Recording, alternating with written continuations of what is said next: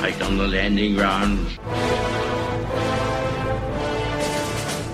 Thank you for joining me. This is A Radio and the Morning Minute. Today, I want to talk about the Charter of Rights and Freedoms. And there's a reason for that, and I will get to it. So please bear with me. I want to read out Section 2. I keep quoting this, but this is very, very relevant right now. And I want to make this point. English is in fact a very precise language. It's only lawyers that make it not so. Here is Section 2, the particular item in the Charter which talks about freedom, and it's entitled Fundamental Freedoms. Everyone has the following fundamental rights. A. Freedom of conscience and religion. B. Freedom of thought, belief, opinion and expression, including freedom of the press and other media communication, freedom of peaceful assembly and freedom of association. So now we've read Section 2. So many Canadians have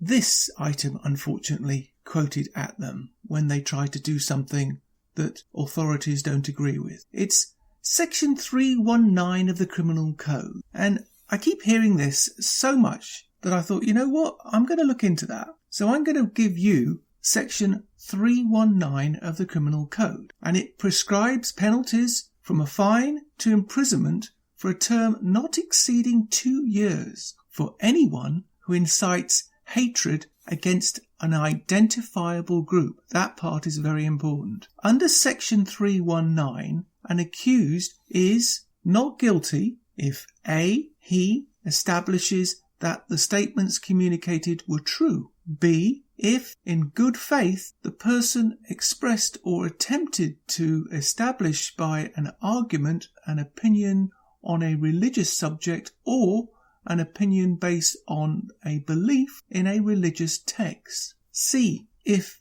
the statements were relevant to any subject of public interest, the discussion of which was for the public benefit, and if on reasonable grounds he believed them to be true, or D. If in good faith he intended to point out for the purpose of removal matters producing or tending to produce feelings of hatred toward an identifiable group in Canada. And that's why I hate lawyers, because that's all gobbledygook. Anyway, I've read that legalised garbage out, and I want to read this out. This is very important for one simple reason. Article or Section 319 of the Criminal Code does one thing that people seem to forget. It is attempting, and I use the word attempt, to amend the Charter of Rights and Freedoms. Not extend it, amend it. And that's a very key word. I want to read this out. To change the Constitution using the general formula, the change needs to be approved by 1. The Federal Parliament. Well, that's easy to do with President Trudeau. The Senate, and a minimum number of provincial legislators. There must be 7 provinces that approve the change, representing 50% of the population. All those things have to be in place before any amendments to the Charter can be done. You say the Constitution is not the Charter, or the Charter is not the Constitution. But you would be wrong. And for the record, this is another reason why I hate lawyers.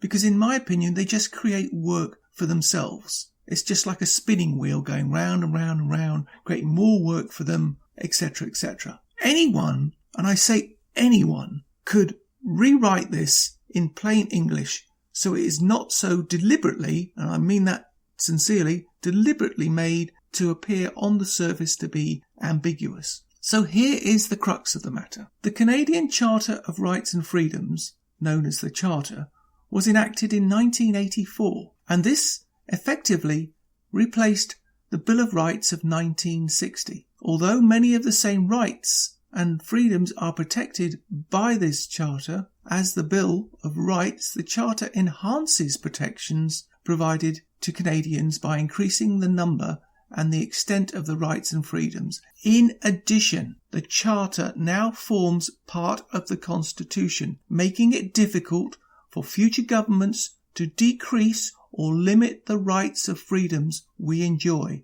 It applies when the government tries to infringe upon the Canadian rights, or the rights of the Canadians. So now I'm going to read you a little bit of history behind the Constitution of Canada. It's quite short. Why was the Charter enacted? Well, this is a look back. In the 1960s, 70s, Canadian political issues often focused on the discontent in Quebec. Well, nothing new there. Over language, social policy, and concern in Western provinces over natural resources. By 1980, it seemed apparent that Prime Minister Pierre Trudeau had renewed an effort for constitutional change, and it was needed. Quebec had issued a referendum on sovereignty association, and many in the province wanted Quebec to become a separate country. Well, you can only wish. To keep Quebec in Confederation, Prime Minister Trudeau assured the province its rights would be protected under a new constitutional arrangement. In October 1980, without the support of eight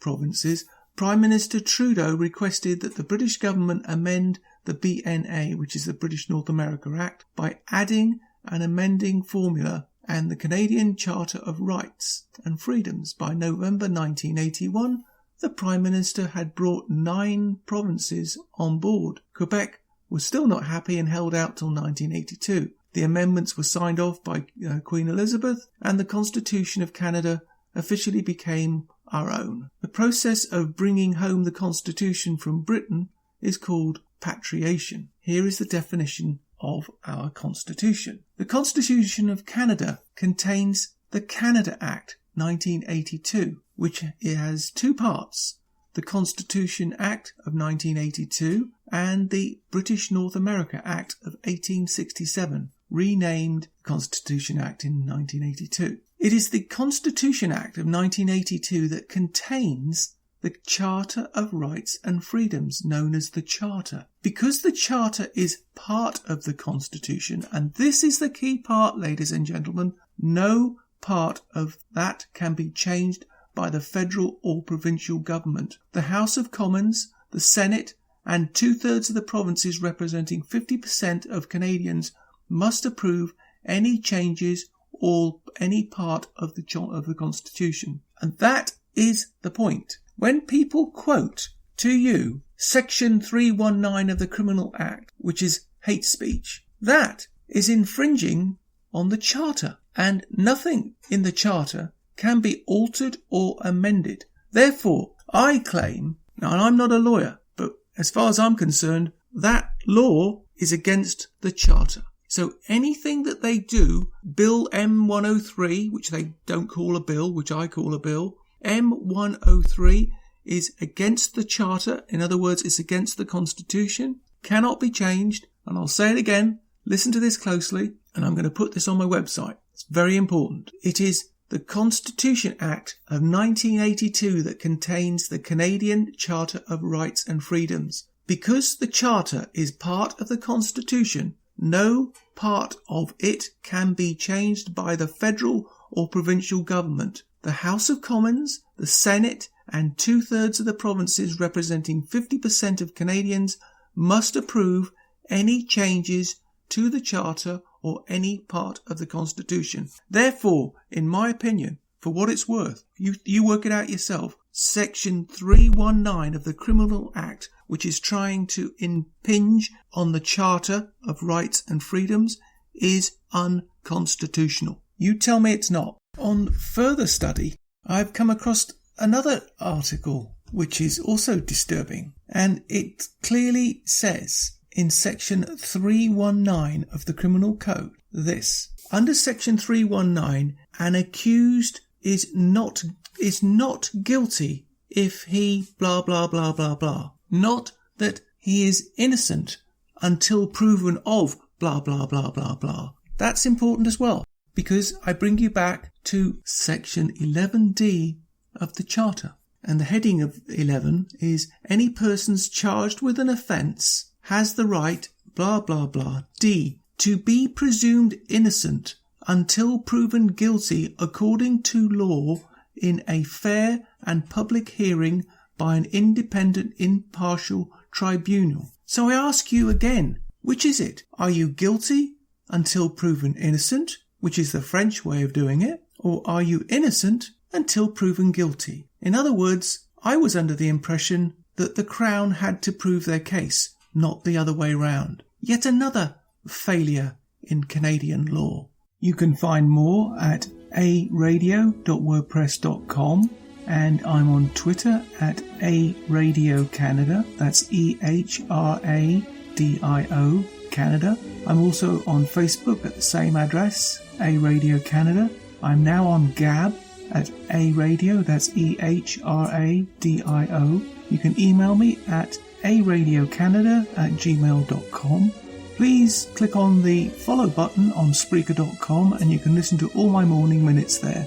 And under Spreaker.com/A-Radio, that's EHRADIO. And please click on the like button. You can find all my podcasts and all my morning minutes at aradio.wordpress.com and click on the Morning Minutes tab.